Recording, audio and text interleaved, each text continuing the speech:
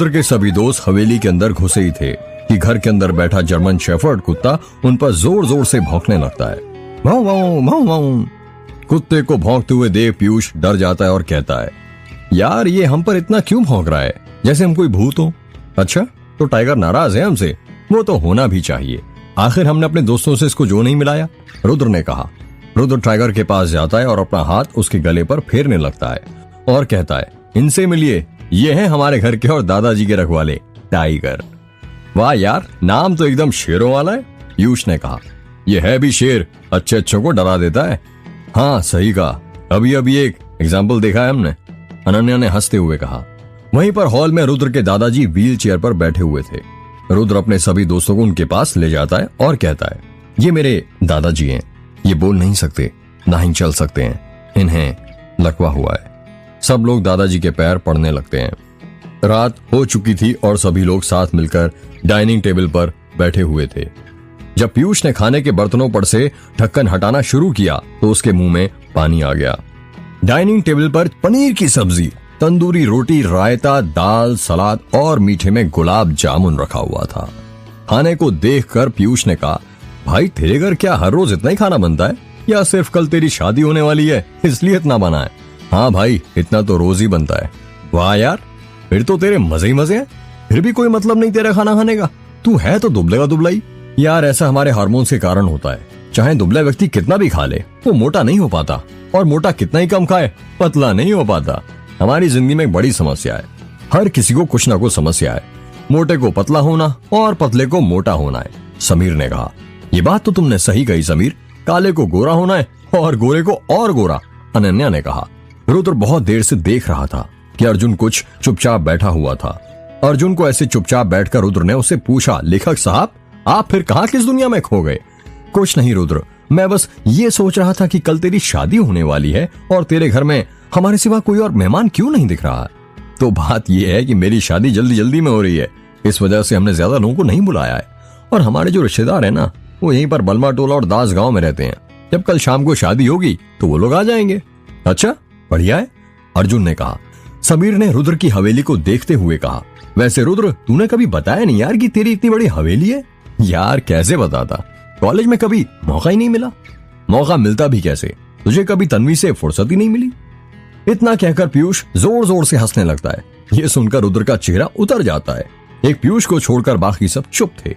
कुछ देर बाद समीर ने रुद्र से पूछा, वैसे तन्वी को पता है क्या तू शादी कर रहा है? रुद्र थोड़ी देर रुककर कहता है, हाँ उसे पता है। अनन्या पानी पी रही थी, जब उसने सुना कि रुद्र ने तन्वी को भी इनवाइट किया है तो वो चौंक जाती है और उसके मुंह के अंदर का सारा पानी बाहर गिर जाता है। क्या बात कर रहा है, तूने तन्वी को भी बुलाया? अनन्या ने चौंकते हुए कहा।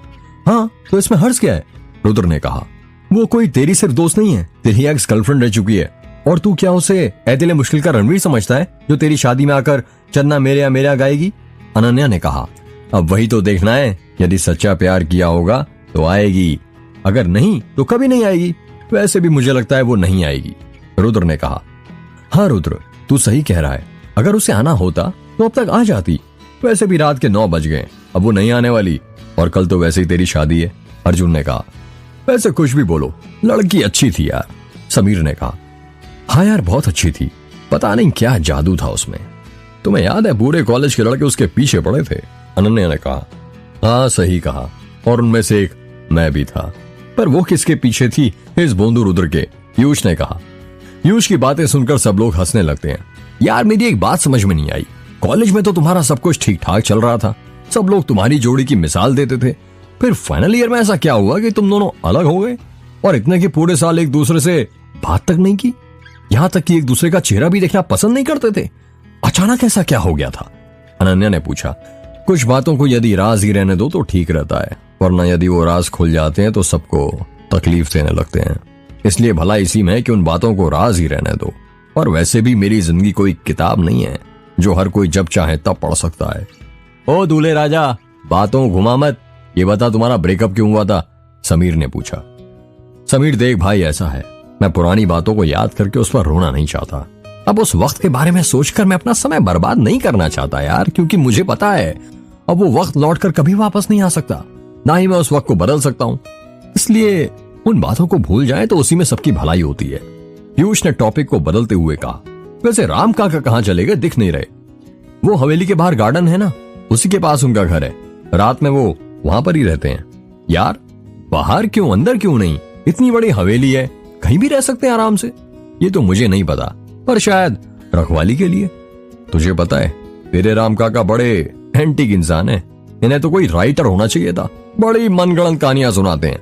मतलब मैं कुछ समझा नहीं, कहना क्या चाहते हो तुम? यही कि काका ने एक औरत की कहानी सुनाई थी जो मेघ गांव में जलकर मर गई थी। रुद्र ने धीरे से कहा, बेटा वो कहानी नहीं, हकीकत है। पीयूष ने डरते हुए धीरे धीरे कहा, इसका मतलब उसकी आत्मा सही में यहाँ पर भटक रही है? हाँ भाई, और जो लोग उसका मजाक उड़ाते हैं ना, वो उसी के शरीर में प्रवेश करती है। अगला नंबर तेरा है।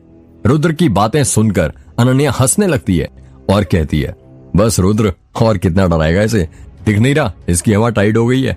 यार ऐसे मजाक मत किया कर प्लीज, पीयूष ने हाथ जोड़ते हुए कहा।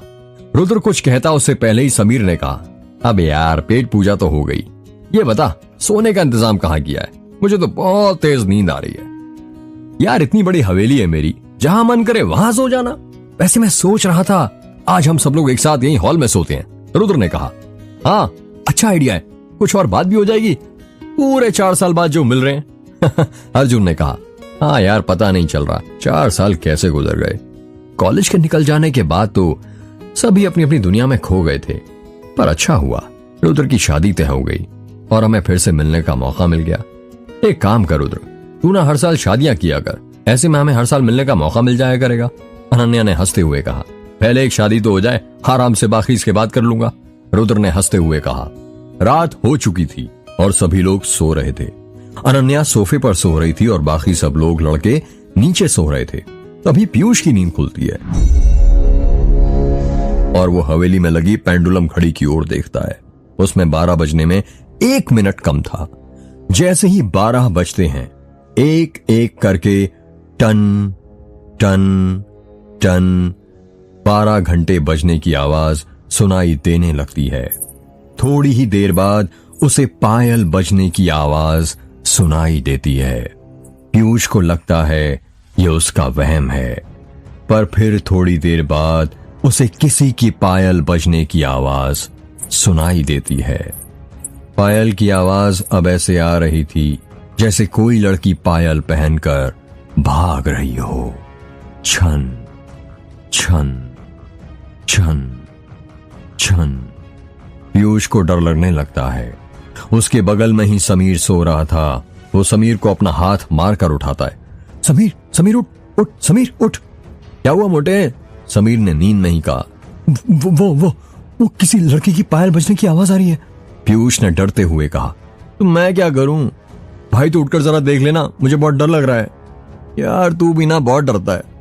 समीर उठ जाता है और पीयूष को अपनी बाहों में भरते हुए प्यार से कहता है, क्या हुआ मेरे बाबू को डर लग रहा है?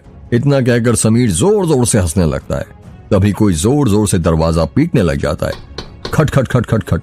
यह आवाज सुनकर समीर और पीयूष डर जाते हैं।